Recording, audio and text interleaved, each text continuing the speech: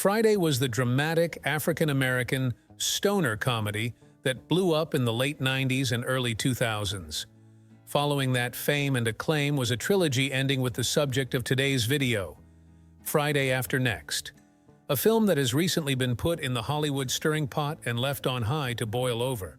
Today, I'll be exploring the life and passing on of three stars, someone you know for sure, someone you may not have noticed, and someone who was in Friday After Next, but also not.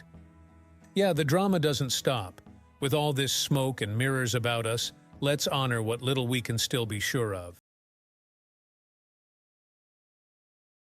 John Witherspoon is the comedic anchor of the Friday trilogy. He's the comedic anchor of anything they put him in, really. When he first appeared in his role as the father of the main character, Craig in Friday, audiences were enamored by his comedic acting. The movie shattered box office expectations, making nearly $300 million in its lifetime gross when it only had a budget of $2 million. But did you know he was only paid $5,000 and not a single cent more for his role? Friday was John Witherspoon's breakout role in Hollywood, and arguably his most popular. Even he couldn't deny it. In a Vlad TV interview, he admitted that the appeal to college-age audiences is what bought the film its popularity. The script for Friday was so flexible, free, and workable that it left open space for his personality and unique comedy to shine through. He ad-libbed a substantial amount of his lines for this film, which is probably the reason why it was so funny. But it wasn't his first time behind the camera.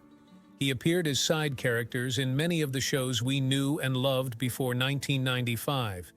He was Osborne in You Again and Augustus Adams in The Fresh Prince of Bel-Air. He was on the main cast of The Wayans Bros for 101 episodes and played various roles on Townsend Television.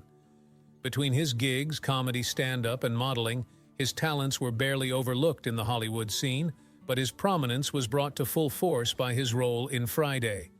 However, by the time he got the role for Friday, he needed the money from it to pay his rent 6 months ahead, so he was willing to take the $5,000. Apparently, according to John Witherspoon himself, no one made very much money off of Friday, except for Ice Cube and the production company. After Friday, they just knew they had to make another movie. That was when the real money started coming in. Next Friday and Friday After Next made more money than Friday itself. In fact, Friday After Next is estimated to have made double on its opening, around $13 million, than Friday did. After Friday After Next. Wow, that was a doozy of a sentence. After the Friday trilogy concluded, that's better. He appeared in a lot of the popular and inescapable raunchy comedies of the 2000s. John Witherspoon was always typecast as a cranky, says-it-like-it-is, black working-class older man. Even though he played different characters, he carried the cadence of his typecasting throughout his roles, and we couldn't get enough of it. We can observe this in his roles in Soul Plane, Little Man, and Chick Magnet. The role for which most younger audiences may recognize him is Granddad from The Boondocks, where once again, he stole the spotlight with his voice acting. His over-the-top character in this show fits perfectly into its comedy about the absurdism of American existence in a uniquely Afrocentrist way. In a way, his entire career can be viewed as somewhat of a real-life commentary on these themes. He exudes them in every character he plays. Most people think typecasting is bad, and that maybe John Witherspoon never really explored further from the kind of character he played in Friday After Next. But really, he was deciding to remain authentic to himself and consistent with his themes. He lit up the room in every show he was in. If any show or movie wanted to guarantee a laugh from the audience, they got John Witherspoon. Perhaps that was what made the joy he brought us so easy to take for granted. John Witherspoon passed away from a heart attack at the age of 77. He was at home around 5:30 p.m. on October 29, 2019, in Sherman Oaks, California when it happened. Remember that. That's going to be important. When his family announced his death to the world in a tweet, the entirety of Hollywood felt the pain of his loss. To many African-American stars in Hollywood, Spoon was Pops and Granddad, a closely guarded gem of the community. In a tweet, Regina King lamented, "My dad, my grandpa, my comedic inspiration, I love you, Spoons." Ice Cube tweeted, "Life won't be as funny without him." And the caption under Marlon Wayans' Instagram post read, "I miss you already. Something don't feel right." Despite his struggle with heart disease and obesity over the years, his death was considered sudden, unexpected, and heart-wrenching. If you want more videos like this all about Black Hollywood, click the subscribe button and the notification bell so you stay updated. Now let's get right into it. Near the 29-minute mark of Friday After Next, Craig and Day Day approach three churchwomen singing "Joy to the World" on the curb. In between disrespecting the elderly and yelling all sorts of profanities at these women to kick them out of the shopping center, we notice the woman furthest left of the shot in a teal dress, Jennifer Echols. Jennifer Echols has no lines in this movie.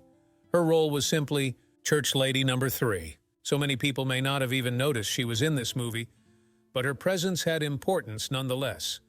She has this unforgiving look of shock and horror on her face when she reacts to two young men being rude to her when all she wants to do is sing carols for Jesus at a shopping center. It's peak comedy. It's not very likely that you noticed Jennifer in any of the roles she was involved with. Besides Friday, she was in My Name is Khan and The Notebook, playing relatively minor roles. Throughout her Hollywood career, she never quite managed to amass the same level of stardom as others from the Friday franchise. Looking at her Metacritic page, it seems she had a mostly positive reception in most of the films and shows she was in. She rarely missed.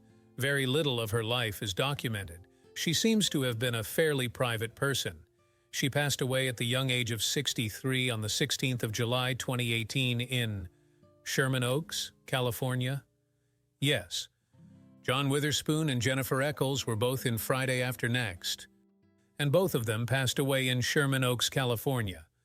Unfortunately, our nurse Selma passed away just 9 days away from her 64th birthday. Even though her roles were small, she had a big impact on us, and for that, we remember her dearly. You might be wondering how it's possible to be a Schrodinger's character in a movie, but I know with 100% certainty that you don't remember that Lou Myers was in Friday After Next. That's because his scene was cut. For reasons unknown to anyone outside of the editing room, it was decided that Lou Myers' character would be removed from the movie. Originally, he was meant to be some backstory character to explain why Craig and Day Day lost their previous job. Surprise, surprise, it was Day Day's fault. Not a surprise at all. Lou was meant to play a patient at a nursing home that Day Day got into a fight with instead of doing his job. The comedy is loud and raunchy toilet humor, which may have been the reason why it was ultimately removed from the film. No worries for Lou, though, because his career continued to be flush with opportunity. He was in The Piano Lesson in 1995 and How Stella Got Her Groove Back in 1998, classics. He also did some jazz music and was featured in Art and Soul as one of the 50 outstanding creative artists. He passed away on the 19th of February 2013 in Charleston, West Virginia. Rest in peace, soul brother. If you're ever holding a bag of grapes and feeling selfish, remember that Pops did it first. Oh, look at that. YouTube thinks you'll enjoy this video from us too. Comment down below which one of Pop's roles you remember most fondly. That would be a delight to read.